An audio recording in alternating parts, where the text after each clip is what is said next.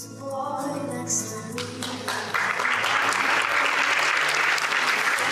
several years, I lived in the Laurel Mountains, so I had an hour-and-a-half commute in Pittsburgh. And I started to notice over a time of about a couple months that I had this reoccurring thought in my head, and it was, is this the day that a Mack truck is going to cross the grass median and kill me? I wasn't concerned by this thought. I was oddly relieved by it. I was in a very lonely marriage and had been for years. But the thought of divorce scared me worse than actual death. I wasn't suicidal. I was desperate. One day, on my way in, I stopped for gas. And as I pulled back out onto the highway, I noticed that my gas lid was open. So I pulled off to the side of the road to shut it, and I had left the gas screwy lid thing at the gas station. So I turned around and went back to the gas station, and as I pulled in and got out of the car, a man approached me, and he had my gas lid in his hand. And he said, "I saw you left this. I hoped you would come back." There was something in his outstretched hand and the words, "I hoped you would come back," that woke me from my delusional thinking. I didn't want to die. I just didn't want to be unhappy anymore. I didn't want to hurt the kids by dying. And finally, I woke up. It was like, no, my dying would be worse than a divorce.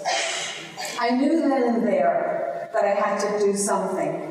And you know, we never know what we say to a stranger that's going to have a huge impact. I don't know who this man was, and he doesn't know that he had any impact on my life. But I knew then and there I had to find the courage to end my marriage. And several months later, we separated. I found a magnet at Whole Foods that said, "Go confidently in the direction of your dreams. Live the life you imagined." I put it on the dashboard of my car, and it became my new mantra. But I knew in order to live the life I imagined, I had to turn and look at me. I had to see what my part was in the demise of my marriage.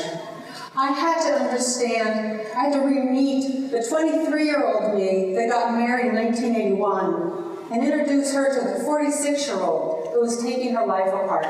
We were strangers. We didn't know each other. So I thought, how do I do this? How do I get to know myself again? And the thing that made sense to me was I should start to date myself. I should start to treat myself like someone I wanted to meet, I wanted to get to know, and that I was interested in. So I began to take myself out. I wasn't quite sure where I wanted to go or what I wanted to do, so I took it slowly and just noticed. I remembered I loved to read books. But I wanted to read books I wanted to read, not books that I should read. I remembered how much I loved music, and I started to dance around the kitchen to Frank Sinatra's "Fly Me to the Moon." I started to wear a lot of red. I actually bought red high heels that they really wanted me to wear today, but I just declined. And I hadn't bought heels since college. And here I was now at 46, trying them on again. I was trying so many things on. I found that I loved to walk in the dark. So at night, I would take long walks because I could hear myself in the dark. I could hear what I said to myself, and I began to trust what I said. I began to be comfortable in my own skin. So at that point, I was at a conference in Jackson Hole, Wyoming, and I know exactly where I was. I was coming out of a museum, I was in the parking lot, and this feeling came over me. And I was startled, and I stopped. And the people I were with, I was just like, wait a minute, I don't know what this is. And it took me a moment. And all of a sudden, I realized I was happy. I hadn't felt happy in so long. It took me a moment to recognize it. So I decided that I would up my commitment to myself, and I would propose. So I bought myself a ring.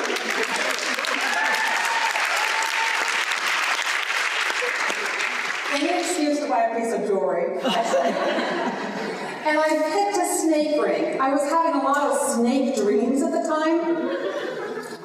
They were scary, they were powerful, but I thought about the snake sheds its skin, and that's what I was doing. I was shedding an old skin, moving into a new life that I didn't really know what it was going to be like, but I was willing to do it.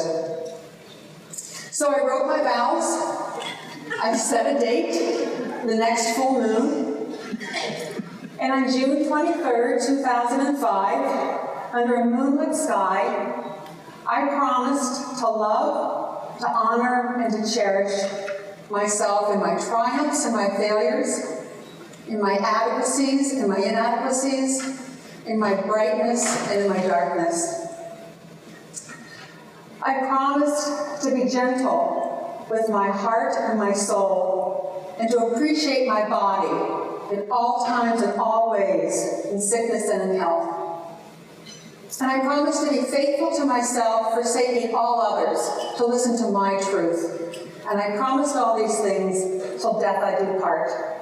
And I slipped the ring on my finger.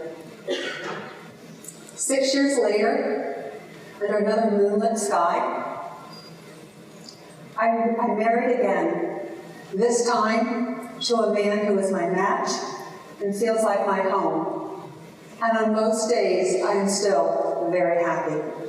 Thank you.